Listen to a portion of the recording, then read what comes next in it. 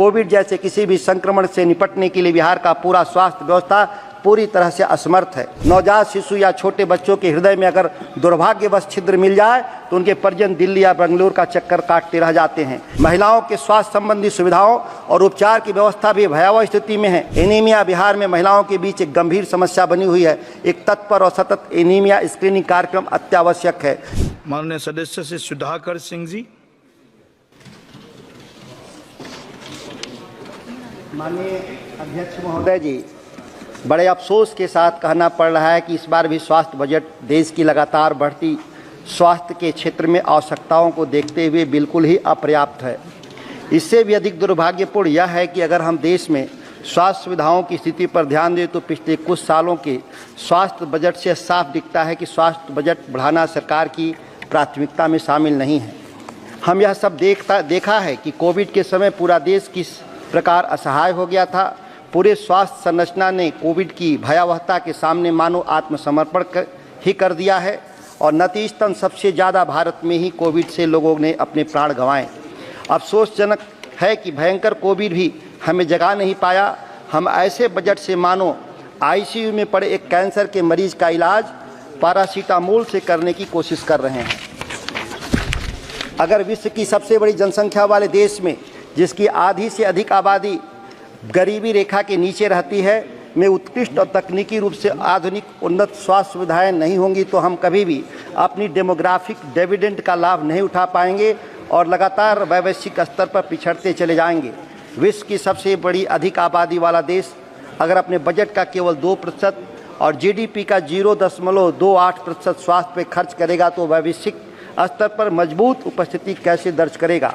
स्वास्थ्य और परिवार मंत्रालय के लिए बजट आवंटन 87,657 करोड़ रखा गया है, जो पिछले साल की तुलना में थोड़ा अधिक जरूर प्रतीत होता है, लेकिन मुद्रास्फीति को एकोमोडेट करने के बाद वास्तविक रूप से देखा जाए तो पिछले साल के मुकाबले कम बजट है। वैसा ही है कि एक बड़े घाव पर बैंडेड लगाने के समान है बजट। इन्फ्लेशन को एडजस्ट करके देखें तो महत्वपूर्ण स्वास्थ्य कार्यक्रमों जैसे कि राष्ट्रीय स्वास्थ्य मिशन और आयुष्मान भारत के वास्तविक आवंटन में गिरावट आई है और वर्तमान आवंटन में ऐसा लगता है कि हम एक ऐसे स्वास्थ्य प्रणाली के साथ संतुष्ट है जो मुश्किल से ही बस रेंग रहा है।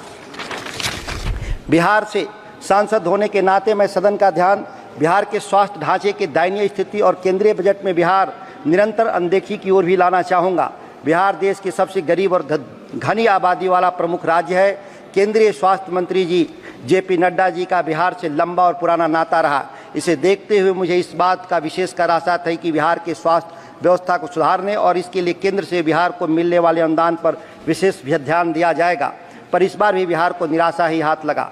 बिहार जैसे घनी और गरीब आबादी वाले राज्य में केवल एक एम्स का होना असंवेदनशील अनदेखी ही की कहानी ही कहता है। दरभंगा एम्स अब जिस ढर्रे पे चला है, यह कब बनकर तैयार होगा यह कोई नहीं बता सकता। बिहार को पटना और दरभंगा एम्स के अलावा कम से कम 3 और एम्स की ज़रूरत है, अन्यथा बिहार के लोग दिल्ली एम्स के चक्कर काटने को शापित रहेंगे। प्रतिवर्ष 4 लाख लोग अकेले दिल्ली बिहार एम्स में अपनी चिकित्सा हेतु आते हैं, जबकि अन्य अस्पतालों में इलाज के लिए आए हुए रोगियों का आंकड़ा मैं प्रस्तुत नहीं कर पा रहा हूं। बिहार में देश में सबसे कम डॉक्टर रोगी अनुपात है। यह असंतुलन को दूर करने का समय आ गया है। जिला अस्पताल में कहीं भी बेहोशी के डॉक्टर नहीं होने से छोटे छोटे ऑपरेशन के लिए भी लोगों को पटना जाना। स्वास्थ्य केंद्र मूलभूत सुविधाओं और पर्याप्त संख्या में कर्मियों की कमी की कहानी कहते हैं तो वहीं सुपर स्पेशलिस्ट स्वास्थ्य सुविधाएं भी नदारत हैं। नवजात शिशु या छोटे बच्चों के हृदय में अगर दुर्भाग्यवश छिद्र मिल जाए तो उनके परिजन दिल्ली या बेंगलुरु का चक्कर काटते रह जाते हैं। हृदय या गुर्दे के रोगों के इलाज के लिए जुड़ी सुविधाएं भी लगभग नदारत है। कोविड जैसे किसी भी संक्रमण से निपटने के लिए बिहार का पूरा स्वास्थ्य व्यवस्था पूरी तरह से असमर्थ है। महिलाओं के स्वास्थ्य संबंधी सुविधाओं और उपचार की व्यवस्था भी भयावह स्थिति में है। एनीमिया बिहार में महिलाओं के बीच एक गंभीर समस्या बनी हुई है। एक तत्पर और सतत एनीमिया स्क्रीनिंग कार्यक्रम अत्यावश्यक है। शिशु मृत्यु दर, मातृ शिशु मृत्यु दर, जच्चा बच्चा में पाए जाने वाले कुपोषण के मामले में बिहार में भी चिंताजनक स्थिति में है। ग्रामीण क्षेत्रों में चिकित्सक अपनी सेवाएं देना नहीं चाहते। यह स्थिति हमारे ग्रामीण स्वास्थ्य ढांचे को कमजोर करती है और ग्रामीण जनसंख्या को चिकित्सा सेवाओं के लिए शहर भागना पड़ता। बिहार से बिहार में सभी पटना की ओर भागते हैं। इस समस्या के समाधान के लिए सरकार यह अनिवार्य करे कि सभी चिकित्सा संस्थान तक अपनी पढ़ाई पूरी करने के बाद ग्रामीण क्षेत्रों में कुछ वर्षों तक सेवा देंगे, तभी जाकर ग्रामीण क्षेत्रों में स्वास्थ्य सुविधाओं में सुधार की आशा की जा सकती है। इसके लिए अगर जरूरत पड़े तो संसद से कानून बनाने की भी आवश्यकता है। बिहार में चिकित्सकों और विशेषज्ञों की कमी 2005 से 2022 के बीच 46% से बढ़कर 79% हो गया। इस पर भी केंद्र सरकार को ध्यान देना होगा। बिहार का स्वास्थ्य संरचना भारी संकट में है। प्रति लाख लोगों पर अस्पताल के बिस्तरों की संख्या बिहार में देश में सबसे कम केवल 6 हैं। बजट में महत्वपूर्ण पहलुओं पर भी ध्यान नहीं गया। जरूरत थी आयुष्मान योजना को सभी आय समूहों के वृद्धों के लिए उपलब्ध करवाया जाए। इसके लिए विशेषकर वृद्धों, विकलांगों और कमजोर वर्गों के लिए लोगों के नियमों में ढील दी जाए।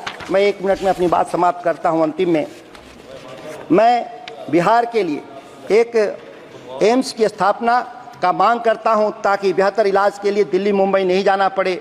औरंगाबाद में स्वीकृत मेडिकल कॉलेज पैसे के अभाव में निर्माण शुरू नहीं हो पाया। देव जैसे ऐतिहासिक पर्यटन स्थल पर बड़ा अस्पताल का निर्माण हो। आशा और ममता जैसे ग्रामीण स्वास्थ्य कार्यकर्ताओं का न्यूनतम 20,000 मानदेय का भुगतान सुनिश्चित किया जाए। यह देश की सरकार से मैं मांग करता हूं। मैं अपनी बात समाप्त करूं। धन्यवाद।